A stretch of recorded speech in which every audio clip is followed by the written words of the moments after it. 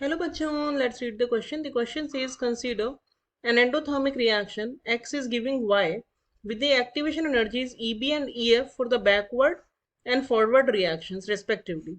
In general, option A, there is no definite relation between EB and EF. Option B, EB is equals to EF. Option C, EB is greater than EF. And option D, EB is less than EF. So first of all, let us check the key concept of the question. The key concept of this question is, what do you understand by endothermic reaction? अगर आपको endothermic reaction पता है, then you can find out the relation between EB and EF. तो endothermic reaction क्या होती है? Endothermic means you have to give energy.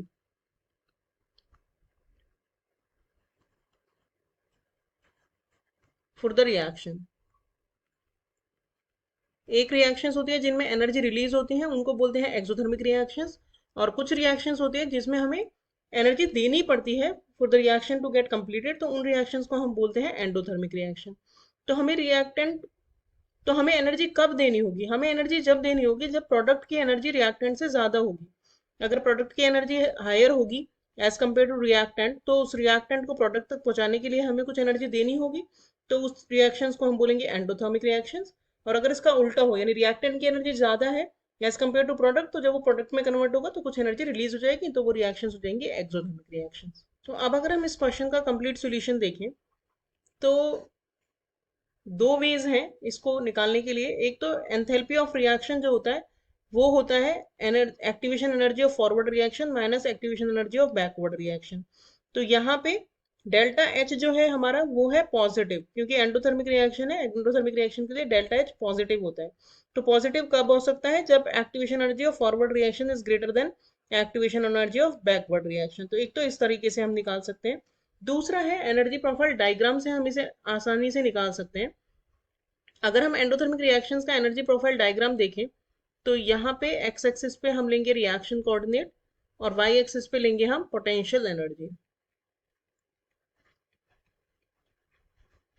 तो ये एंडोथर्मिक रिएक्शन के लिए हमने क्या बोला है कि प्रोडक्ट की एनर्जी ज्यादा है, तो प्रोडक्ट होगा हायर प्लेस पे और रिएक्टेंट होगा लोअर प्लेस पे. तो ये रिएक्टेंट है ए और ये है हमारा product B.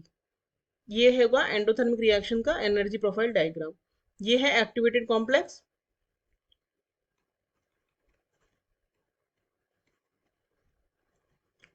Activation energy for forward reaction होगी रिएक्टेंट से लेके एक्टिवेटेड कॉम्प्लेक्स के बीच की एनर्जी. तो ये होगी activation energy for forward reaction, जो कि हमें क्वेश्चन में ईएफ से शो की गई है.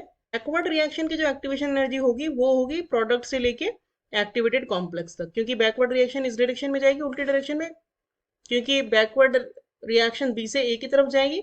तो ये जो ग्रीन कलर से दिखाया है ये होगी activation energy of backward reaction यानी ईबी. तो डायग्राम को देख के हम इजीली कह सकते हैं EF is greater than EB. और डेल्टा एच होता है रिएक्टेंट और प्रोडक्ट के बीच का एनर्जी डिफरेंस, तो ये होगा डेल्टा एच. तो दो तरह से हमने देख लिया कि for endothermic reactions activation energy of forward reaction is greater than activation energy of backward reaction. तो हमारा करेक्ट ऑप्शन हो गया option D. Hope you understood the solution well. Thank you.